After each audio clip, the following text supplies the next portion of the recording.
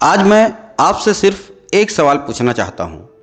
अगर दो लोगों की सैलरी बिल्कुल बराबर हो, दोनों 50,000 रुपये महीना कमाते हो, दोनों एक ही शहर में रहते हो, दोनों की उम्र भी लगभग समान हो, तो क्या 20 साल बाद दोनों की आर्थिक स्थिति भी एक जैसी होगी?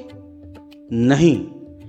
एक व्यक्ति करोड़ों की संपत्ति बना लेता है और दूसरा पूरी जिंदगी ईएमआई भरते भरते रिटायर हो जाता है।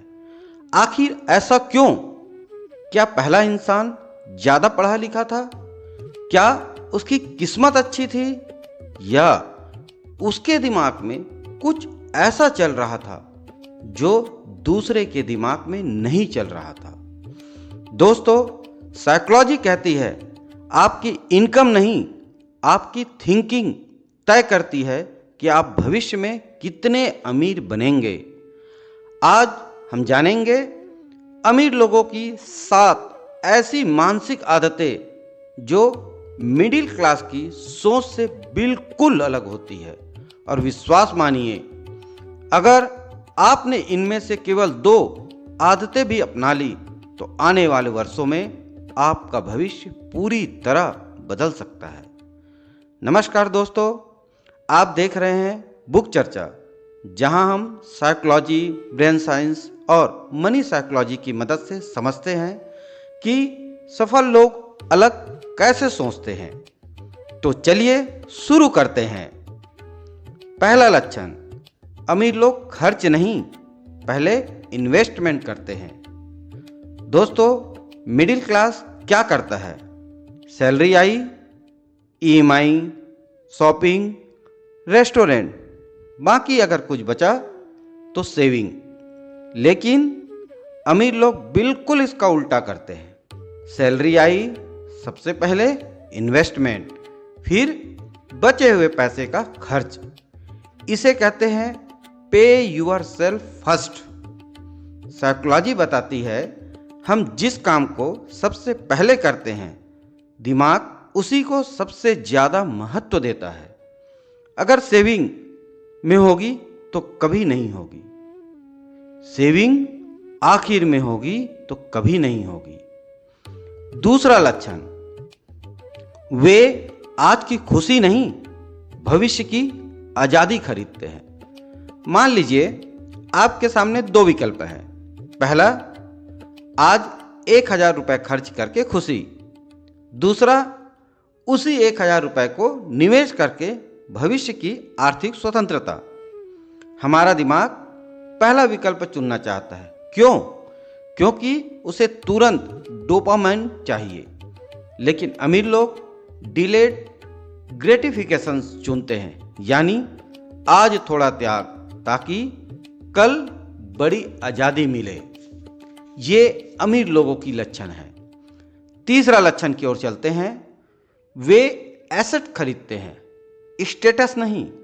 मिडिल क्लास पूछता है लोग क्या कहेंगे, अमीर पूछता है ये मेरे लिए पैसा बनाएगा या नहीं। नई कार, महंगा मोबाइल, लग्जरी वाच, ये दिखने में अच्छे लगते हैं, लेकिन अगर ये आपकी जेब से पैसा निकाल रहे हैं तो सोचिए, क्या ये वास्तव में इन्वेस्टमेंट है? चौथा लक्षण, वे दूसरों से तुलना नहीं करते।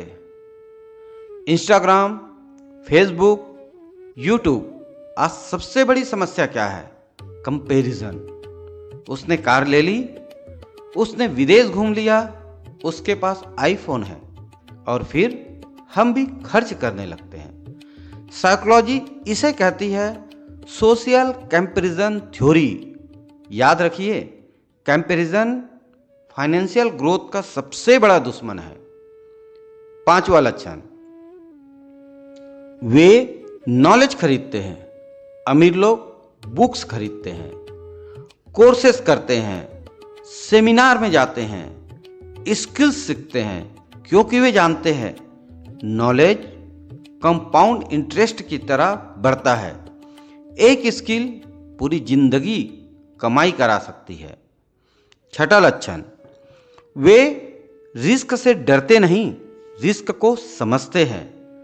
मिडिल क्लास कहता है इन्वेस्टमेंट बहुत रिस्की है, लेकिन बिना जानकारी के सिर्फ बैंक अकाउंट में पैसा छोड़ देना महंगाई के कारण धीरे धीरे नुकसान भी है।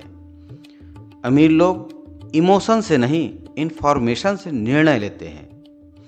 7वां लक्षण, वे टाइम को सबसे बड़ा इन्वेस्टमेंट मानते हैं। पैसा वापस आ सकता है, लेकिन समय नहीं। इसलिए वे अपना समय सीखने, स्वास्थ्य और रिश्तों में निवेश करते हैं। मैं आपको एक छोटी सी कहानी सुनाता हूँ। 2 दोस्त थे, दोनों की सैलरी 50,000 प्रति महीना था। पहले दोस्त ने हर महीने 5,000 का SIP शुरू कर दी। दूसरे ने हर महीने 5,000 लाइफ स्टाइल बढ़ाने में खर्च करना शुरू कर दिया।